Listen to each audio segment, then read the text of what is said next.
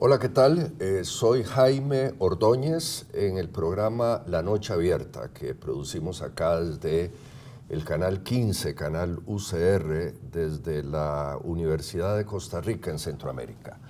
Me acompaña mi colega María José Iglesias. Hola María José, ¿cómo estás? Muy bien, muchas gracias y dándole la bienvenida a don Luis Paulino, que nos acompaña hoy a hablar de un tema muy importante. ¿Qué tal, Luis Paulino? Un gusto tenerte con nosotros. El doctor Luis Paulino Vargas es catedrático de la Universidad Estatal a Distancia, de la UNED, recibió sus doctorados acá en la Universidad de Costa Rica y dirige el Centro de Estudios para la Cultura y el Desarrollo. Aparte, don Luis Paulino, como saben nuestros oyentes, es un activo discutidor en las redes sociales, tiene un blog que, por cierto, a mí me gusta mucho, Soñar con los pies en la tierra, don Luis Paulino. Sí, ese es mi blog y luego lo que tengo en Facebook y de vez en cuando algo que hago en Twitter, pero no mucho en Twitter. Don Luis Paulino, lo hemos invitado para que hablemos de, yo diría, de la noticia más triste de Costa Rica en la última década y media, María José, y es que de ser uno de los países más igualitarios del hemisferio, Costa Rica, allá por 1990, cuando el Índice de Desarrollo Humano se lanza de las Naciones Unidas, éramos junto con Uruguay uno de los países más igualitarios de todo el continente americano. Muy tristemente, en cosa de 2 décadas, nos hemos vuelto uno de los países más inequitativos, más desiguales, no únicamente de América Latina, sino del planeta. Hay un informe reciente del Banco Mundial que nos indica que en el índice de desigualdad global somos el país 17 de abajo hacia arriba. ¿Qué nos pasó? ¿Qué hicimos mal como sociedad? Bueno, en el tema de desigualdad, una afirmación que se ha vuelto frecuente, que uno la lee a menudo en la prensa, es la que atribuye la desigualdad al crecimiento de los salarios en el sector público y a la apertura de un diferencial relativamente considerable entre los salarios promedios del sector público y los salarios promedios del sector privado. Pero eso es a lo sumo una parte de la verdad, porque también habría que preguntarse si los salarios en el sector público a lo largo de los últimos 10 años han tenido un cierto ascenso en términos de su poder adquisitivo real. Habría que preguntarse por qué a lo largo de los últimos 10 años los salarios en el sector privado no tuvieron ninguna mejoría, permanecieron completamente estancados por un larguísimo periodo. Eso habría que preguntárselo y preguntarse también por qué hay 500,000 personas en el sector privado a las que no se les paga ni siquiera el salario mínimo. Entonces ahí, si queremos abordar ese tema de la desigualdad con un poquito de seriedad, estas preguntas hay que plantearlas y hay que buscar una respuesta seria sobre estas preguntas. Pero hay otra faceta que usualmente se ignora, que se mantiene sistemáticamente oculta, que es la faceta de dónde están y cuánto tienen y cuánto les ingresa los ricos, verdaderamente ricos de este país. Porque ni siquiera los empleados públicos que ganen los salarios más altos, que hay algunos cuantos que tienen salarios efectivamente muy altos, excesivamente altos, y no se justifica, soy el primero que lo dice, no se justifica que en el sector público hayan salarios tan elevados como 9, 10 millones que alguna gente tiene, o alguno que otro médico por ahí en la caja con salarios aún más altos. Eso no se justifica, estamos claros en eso, pero ni siquiera esa gente le llega, pero ni al talón, a los ricos, verdaderamente ricos. ¿Cuál se supone que es el hombre más rico de Costa Rica? Porque así ha sido publicado en medios internacionales. Bueno, Francis Durman. De Francis Durman se dice que tiene un patrimonio de 400 millones de dólares.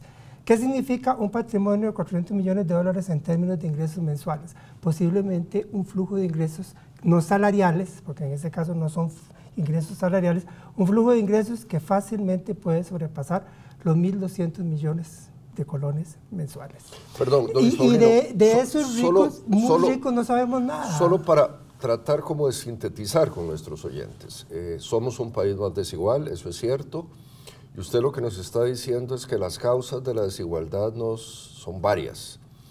Sí, porque, Jaime, perdón, ha sido muy fácil querer echarle la culpa de todo a quienes trabajan en el sector público, y eso en el mejor de los casos es una parte del problema. en el mejor de los casos, ¿verdad? Entonces, una de las causas es que efectivamente hay un sector público que gana bastante dinero y que quizá... Donde alguna gente gana bastante dinero. Algún sector de sus empleados públicos que será el 5-10% de los funcionarios públicos, porque yo creo que la gran mayoría son maestros, son policías, son una gran cantidad de funcionarios que no ganan ni 2, ni 5, ni 10 millones. En las mismas universidades tenemos un montón de profesores interinos muy mal pagados. Número uno. Número dos, ciertamente los empleados privados ganan muy mal, pero don Luis Paulino nos dice hoy, María José, que hay una segunda causa de la desigualdad, y es que hay un sector que recibe mucho ingreso en Costa Rica, régimen de zonas francas, una gran cantidad de sectores exentos por leyes,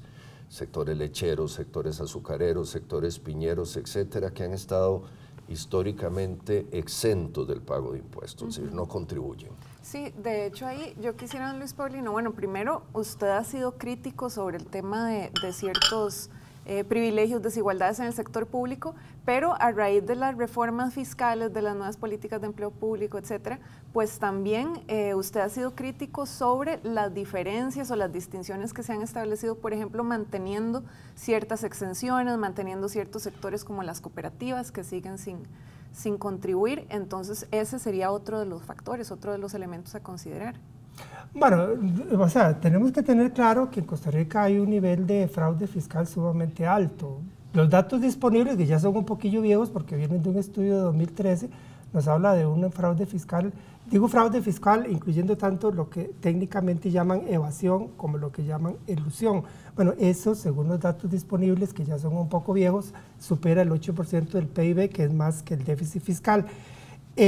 Uno lo que también percibe es que a nivel de las autoridades, de la clase política, este tema es abordado con timidez. O sea, han habido avances y eso hay que reconocerlo. Por ejemplo, el registro de los accionistas, que se tiene que llevar, se tiene que hacer explícito quiénes son las personas físicas que están detrás de las sociedades. Eso es un paso adelante para combatir el fraude fiscal, pero hasta en el mejor de los casos ha sido algo en lo cual se ha avanzado muy tímidamente. Por ejemplo, a mí me llamó muchísimo la atención, y creo que es una anécdota ilustrativa, me llamó muchísimo la atención que en una entrevista para el semanario Universidad, André Garnier, el ministro coordinador, es uno de los ministros principales en el ámbito económico, coordinador entre el gobierno y el sector empresarial, André Garnier explícitamente admitió que el patrimonio personal y familiar suyo está en empresas domiciliadas en Panamá, que son claramente empresas offshore, que son claramente sociedades careta. Y nada pasó. O sea, todo un ministro de gobierno... Lo cual nos dice que hay una gran cantidad de grandes empresas en Costa Rica que no contribuyen al fisco, bien porque están exentas de impuestos, o sea, por ley están exoneradas, número uno, o número dos, porque tienen muchos de sus activos y de sus recursos en paraísos fiscales, en otras plazas fiscales. Bueno, incluso se sabe, aunque no hay ninguna investigación, y también esto refleja la timidez con que la clase política aborda la temática, pero se sabe que hay empresas costarricenses que se la han jugado para entrar en régimen de zona franca y dejar de pagar impuestos. Y eso la gente del Ministerio de Hacienda lo sabe. Usted sabe, don Luis Paulino, que eso fue uno de los debates, la gente no se acordará, hace unos 12, 14 años, María José, cuando se crea la ley de zonas francas, algunos de los promotores, algunas personas les dijimos, esa ley está mal diseñada porque el régimen de zonas francas se diseña en su día y fue aceptada por la Organización Mundial de Comercio para atraer capital extranjero. Pero la gran trampa fue que una gran cantidad de empresas costarricenses que no eran capital extranjero, que no eran empresas de pie suelto, como llaman, que aprovechan ese portillo y se meten, y eso es competencia desleal con los empresarios nacionales que sí pagan impuestos, porque en este país, y nos están oyendo muchas personas, sí pagan impuestos una gran cantidad de empresarios. El problema es los que no pagan impuestos. Claro, yo ahí quisiera acotar y tal vez haciéndoles un poco de contrapeso, que en realidad pues los ingresos en renta la mayoría siguen proveniendo del sector privado, de las grandes empresas territoriales, el grueso de la recaudación en renta y el grueso de la recaudación en cuotas obrero-patronales de ingresos de la caja también vienen del sector privado. Y a lo que voy con esto, don Luis Paulino, es tal vez El tema de la inequidad pasa por lo económico, desde luego, pero también hay un elemento social y cultural, y es que estamos en una sociedad cada vez más polarizada, en donde estos temas, en donde el sector privado dice es que son los funcionarios públicos y en el sector público dicen, bueno, es que son los grandes evasores, no logramos acercarnos a perspectivas constructivas de que al final estamos todos en el mismo barco y como dice Jaime, la noticia de la inequidad pues nos hunde a todos y es negativa para todos. ¿Cómo hacemos para acercar un poquito? Sí, hay una pregunta que a mí me gustaría hacerle, don Luis Paulino. En este mismo programa, en La Noche Abierta, otro economista dijo en algún programa pasado que las reformas tributarias no sirven para generar equidad. ¿Usted estaría de acuerdo con eso? No deberían servir pero para... y hay un asunto, perdone, que quiero retomar lo que dijo María José. El tema del impuesto sobre la renta. ¿Cuánto aporta el impuesto sobre la renta en general? No solo el que pagan los empresarios, sino el que pagamos los profesionales asalariados del sector público, por ejemplo, que lo pagamos religiosamente porque se nos deduce automáticamente del salario. ¿Cuánto equivale en términos del Producto Interno Bruto? Aproximadamente un 4% en Costa Rica. El promedio de la OCDE es un 11%. En países europeos, los países europeos nórdicos es mucho más del 11%. Ese es un indicador claro, o esa es una de las pistas más claras de por qué tenemos tanta inequidad en Costa Rica. Porque efectivamente la tributación progresiva sí contribuye a paliar las desigualdades, a disminuir las desigualdades.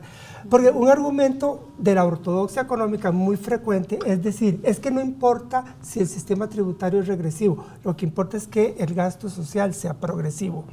Pero hay una contradicción en los términos cuando usted habla de un gasto social progresivo financiado regresivamente, porque eso quiere decir que ese gasto social presuntamente progresivo está siendo financiado por los mismos que deberían ser beneficiarios. Parecería ser que lo que se dice es que se busca generar igualdad o equidad a partir de un cobro de impuestos desigual e injusto. Sí, o sea, para beneficiar a los pobres, cargamos en exceso de impuestos a los pobres. Bueno, ¿cuál es la lógica de eso?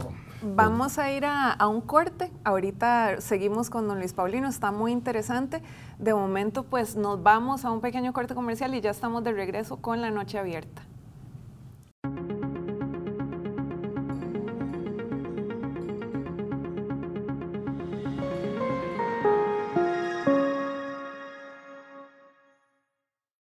¿Qué tal? Estamos de nuevo acá en La Noche Abierta, en este programa de debate sobre grandes temas nacionales, internacionales, y hoy discutimos con el doctor Luis Paulino Vargas qué pasa en Costa Rica, por qué se nos volvió de ser un país tan igualitario en los años 80, 90, era la tacita de plata de América Latina, la Suiza, centroamericana, etcétera, se nos ha vuelto uno de los países más desiguales del hemisferio y del continente. Nos acompaña María José Iglesias, nuestra coanfitriona. Don Luis Paulino, hay algo que yo quería preguntarle a usted. Desde hace mucho rato, los que no somos economistas, vemos que una enorme cantidad de los economistas en Costa Rica se han vuelto muy homogéneos. Atacan el sector público, son muy distantes de una cierta corriente de la economía mundial. Yo le hago la pregunta en estos términos. ¿Dónde están los Joseph Stiglitz? ¿Dónde están los Paul Krugman acá? ¿Dónde está la herencia de Rodrigo Facio? ¿O son ellos mismos? Porque yo a usted lo veo como un lobo solitario, defendiendo Estado social de derecho. Algunos de sus colegas economistas lo atacan a usted y usted se defiende con muy...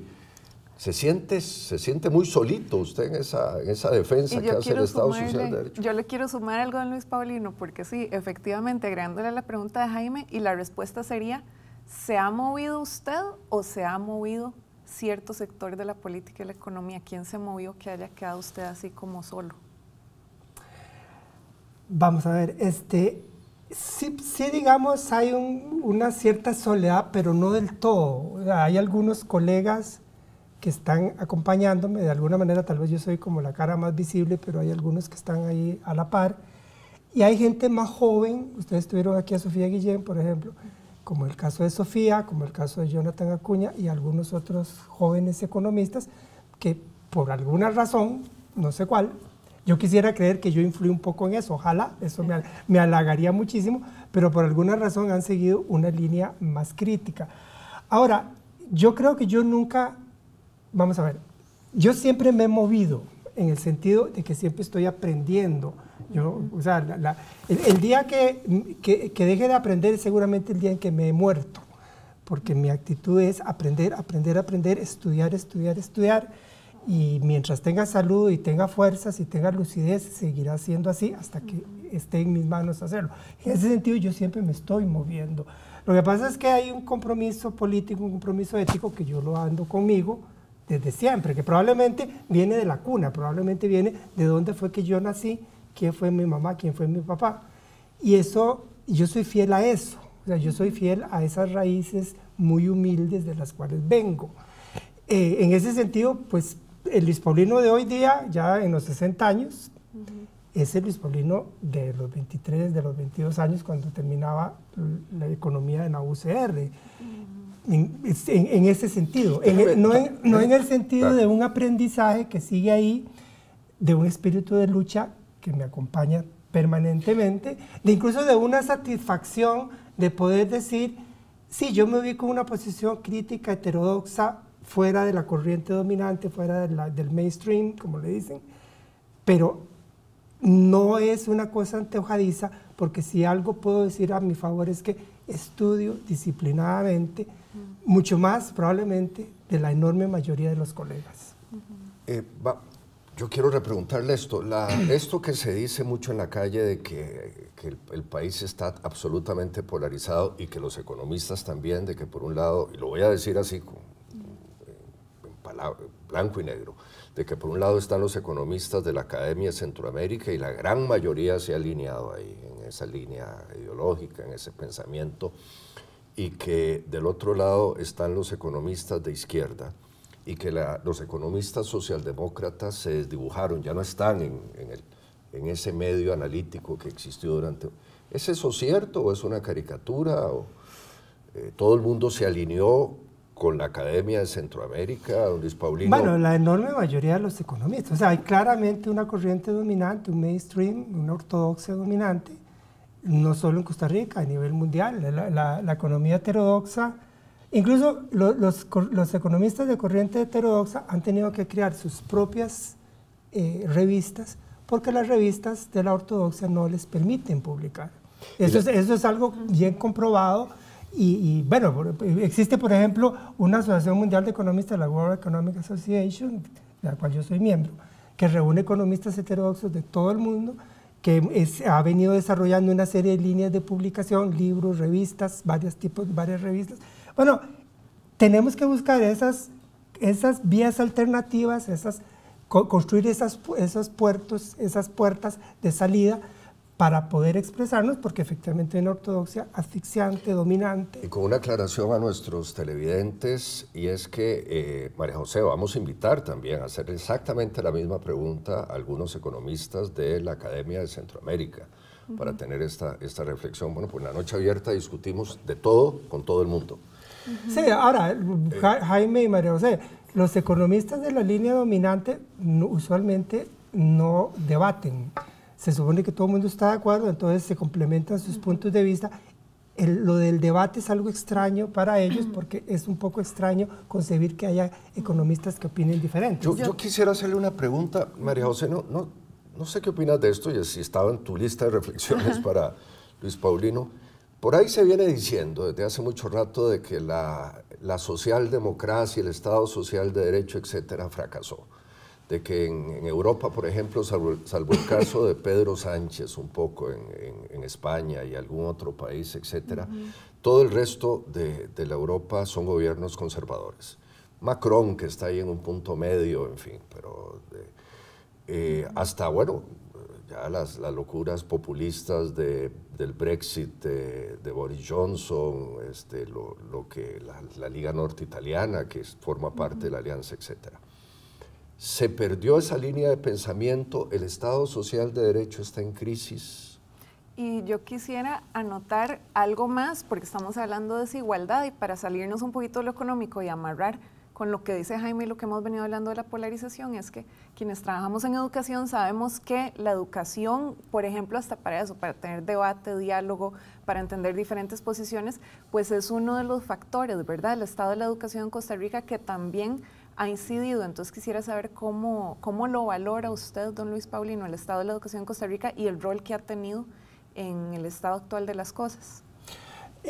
Vamos a ver, es que son muchas cosas y uno querría tener mucho tiempo para hablar de eso.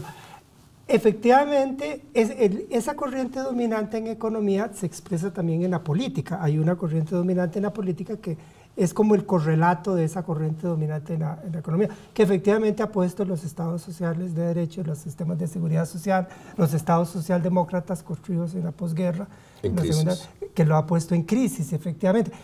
Pero también creo que es claro, hay muchos signos de que esa ruta, esa manera de hacer las cosas, ese camino, está agotándose, está dando lugar a muchas manifestaciones de crisis y está haciendo obligatorio un replanteamiento. Un poco la opción ya va siendo entre o caemos en el fascismo o vemos a ver cómo recuperamos un poquito de sensibilidad social, un poquito de compromiso con la justicia, un poquito de compromiso con la igualdad, para que nuestra sociedad no se desbarranque en el abismo del fascismo, que es un poco una disyuntiva que en este momento se le presenta a Europa, que de alguna manera reformulada se nos está presentando en Costa Rica. Ahí tenemos expresiones políticas fundamentalistas desde el punto de vista religioso, algunas expresiones políticas que adquieren matices más bien fascistas, porque hay que decirlo, militaroides, ¿verdad?, agresivos. Bueno, Costa Rica empieza a verse en esa disyuntiva. Recuperamos nuestro compromiso con la igualdad, le damos una sustanciación en la realidad en vez de seguirla en el discurso, porque en el discurso seguimos siendo muy igualitos, seguimos siendo el país de la paz, de la democracia, donde todos y todas somos igualiticos. En la realidad somos tremendamente desiguales. Bueno, vamos a decidirnos a dar el paso para recuperar un compromiso efectivo con la justicia y con la igualdad, que ahí entra todo el tema del diálogo que usted ha planteado, claro, sobre el que yo creo esencial. Claro. Tenemos que recuperar también esa capacidad de diálogo. Y esa capacidad de diálogo donde también cada quien tiene que tener un mínimo de conciencia de qué es lo que le corresponde aportar. Y yo con eso termino para que me siga haciendo la pregunta que corresponda. En los debates fiscales de hace un año, que yo tuve una participación muy beligerante, yo muchas veces dije en los debates en que estuve presente, vean, si se trata de aumentar impuestos y a mí como catedrático, profesor universitario, me quieren aumentar los impuestos, yo con mucho gusto los pago, estoy dispuesto a hacerlo. Pero que los ricos más ricos, los verdaderamente ricos, que son mucho más ricos de lo que yo pueda hacer, que esos aporten lo que corresponda y que nos comprometamos a que los que están más abajo sean protegidos. Frente a ese desafío que yo planteaba en los debates, siempre me quedé con las ganas de que me contestaran. ¿Puedo hacerle una pregunta, don Luis Paulino? ¿Qué porcentaje paga usted de impuesto de la renta? No tengo idea, a mí me lo deduce. Yo nunca, Jaime, honestamente, nunca me he puesto a sacar cuentas. No, yo sí le voy a decir cuánto pago yo. Yo pago el 35% de renta de todos mis ingresos, y lo digo públicamente, y eso me alegra decirlo y me siento muy orgulloso. Claro, probablemente yo pagaré algo así. Sí, y a mí me gustaría que todo el mundo pagara también el 25, el 30 y el 35 en este país. Que todo el mundo pague impuestos significa democracia. Y bueno, o sea, yo sé simplemente que a mí me lo deducen, ni siquiera me pongo a ver cuánto es lo que me están deduciendo. Me acabo de quitar mi sombrero de conductor para decir esto como ciudadano. Como una expresión cívica. Todo el mundo debería pagar impuestos en Costa Rica y yo pago el 35% como funcionario, como profesor catedrático de esta universidad. 35% de todo mi ingreso. Más la caja y esto al final me llega como la mitad de salario. Y eso creo que es lo justo. Caramba, nos está sucediendo aquí en La Noche Abierta que cuando la cosa arranca se nos acaba el tiempo, María José. Así es, don Luis Paulino, estamos ya casi llegando al final, pero bueno, en La Noche Abierta la idea es que todas las ideas y todas las perspectivas caben, que nos ayuda a entender diferentes posiciones. Como dice Jaime, tendremos a personas o invitados pues con otras perspectivas, con otras posiciones, pues para generar ese diálogo, don Luis Paulino. Claro. Y yo quería decir también algo a usted, y es que yo también me afilio a la defensa del Estado Social de Derecho. Creo que la Costa Rica que que funcionó durante muchísimas décadas, la Costa Rica que hicieron Calderón Guardia, José Figueres Ferrer, Manuel Mora, Monseñor Sanabria, Rodrigo Facio, creía en el Estado Social de Derecho. Y a veces temo que esto se nos esté desdibujando. Y ojo que yo no defiendo el pasado siempre a muerte, tuvo sus grandes defectos. Claro que sí. Un gusto haberlo tenido acá. Gracias, Jaime, Muy amable. gracias. Y María José, muchas gracias. Muchas gracias, don Luis Paulino, por acompañarnos. A todos nuestros televidentes en La Noche Abierta, un gusto haber estado con ustedes, con María José y con nuestro invitado, el doctor Luis Paulino Vargas. Nos vemos en una semana.